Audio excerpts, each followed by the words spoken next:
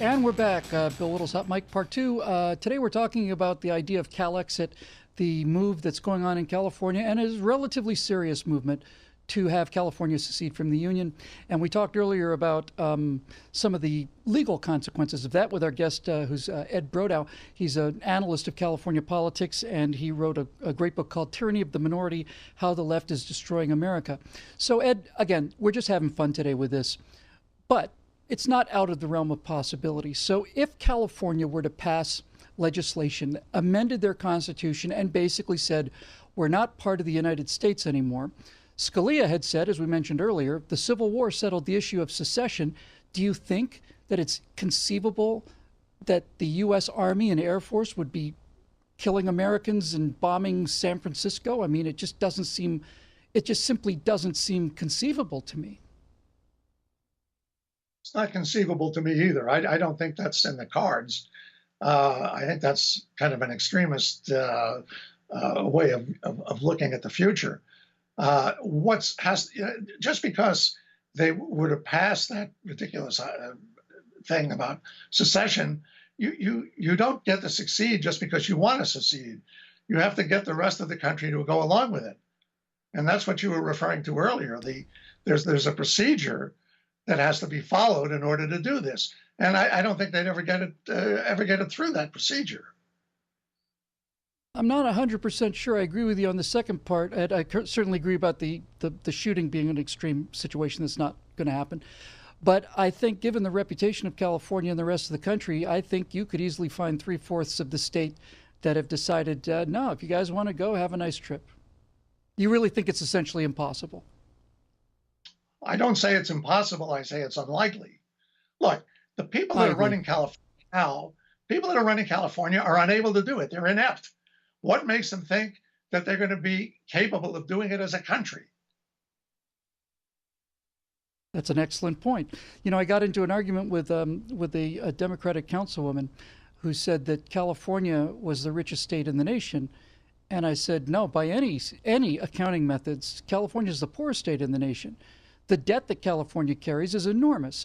And for some reason in politics, we don't look at assets and liabilities. We don't talk about income and revenues on one side and debt on the other. And this is the most indebted state in the union in terms of gross dollars. I'm quite sure that must be true. There was a guy on Tucker Carlson's show a couple of weeks ago, and Tucker Carlson said, look, what's going to happen when all the affluent people leave California, which is happening in France for the same reason. And this man said, well, that's great. We'll just replace them with illegal aliens. as though who cares whether the people who pay for all this stuff leave or not.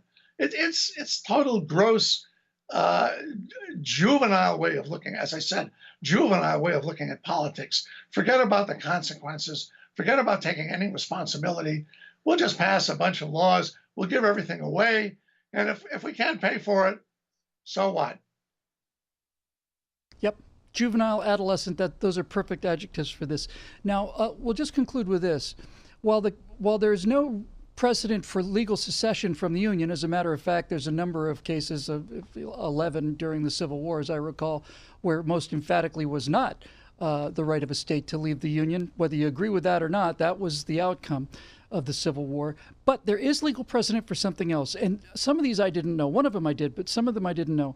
In 1791, Vermont was created from disputed parts of the state of New York. In 1792, Kentucky split off and was formed from parts of Virginia. North Carolina ceded land to federal territories that eventually became Tennessee. Georgia ceded land that eventually became the state of Alabama. The Missouri Compromise in 1820 split Maine off from Massachusetts. And, of course, the one that everybody should know, 1863, West Virginia is created as a new state and readmitted to the Union in the middle of the Civil War. So, if California cannot leave the Union, can California at least turn into more than one state? And as it turns out, there are a number of serious propositions to do that too. One of them is called Six Californias. And Six Californias would basically take the state of California and its enormous population and divide it essentially roughly into interest groups so that instead of having 50 electoral college votes, each one of these might have 10 or 8 or whatever the case may be. And California would no longer be the monolith that you talked about earlier, Ed. How do you like the idea of 6 Californias or 3 or 12? Do you think that's feasible? And do you think that gives you a sense of getting your vote back as a conservative in California? Well, that's the first thought that occurred to me when you said that. I think it's more feasible than outright secession. And it might actually make sense for the state because as it is in Sacramento, they can't manage their affairs. So maybe if we took a lot of the power away from Sacramento and we split it up, it might result in much better fiscal management. Well, it would certainly mean that the huge red patches of California, which are relatively sparsely populated compared to the dark blue city centers, it would mean that tens of millions of Californians would have they'd have a realistic chance of having some kind of say in their own destiny, right? If you're a Republican in California, you know that your vote for president and essentially your vote for Congress and Senate, certainly for Senate and president, is essentially never going to count. That's how heavily politicized California is. It would be nice, don't you think, to be able to control your own destiny? And this may be the only way to do it. Well, I think it would depend on how you carved up the state, because you could carve it up in a way that it wouldn't matter, or it might even favor the blue votes. So it would all depend on how they gerrymander it. Yeah, I think that's pretty much it. That's exactly right. It's all fun. It's all speculation. But again, it's not a joke. There are people trying to pass this legislation right now in the state of California. So it's something we want to keep an eye on, even if it's just for the sake of amusement. Ed Brodow is our guest. Go ahead. I have a proposal of my own, if you'd like to hear it. My proposal is that California should merge with Venezuela, and then all the socialists can enjoy each other's company. Yeah, and then Californians can eventually be reduced to going to the zoo not to see the animals but to eat them. That's what's happening in Venezuela now. If you're an animal lover and you think socialism is great, Hugo Chavez has made Venezuela the kind of place where people are catching and eating dogs and cats off the streets now with all these oil reserves. Ed Brodow, thanks very much for joining us today. Ed's a California analyst, former U.S. Marine. He's written a great book called Tyranny of the Minority, How the Left is Destroying America. Thanks for joining us today, Ed. It's a pleasure having you. Thank you, Bill. So, what does all this mean? Mostly, it doesn't mean anything. Mostly, it's a giant temper tantrum. Ed said it. I've used the word adolescent, childish, infantile, all of that. A lot of it is simply people who cannot stand the idea that they lost this election, that they believed that they would win. And by the way, they didn't just think that Hillary was going to win. The people that thought that Hillary was going to win thought that Democrats were going to win forever. Forever. Barack Obama governed as if the Democrats were going to be in power forever. Turns out that the American people said, no, we want to give that a second thought.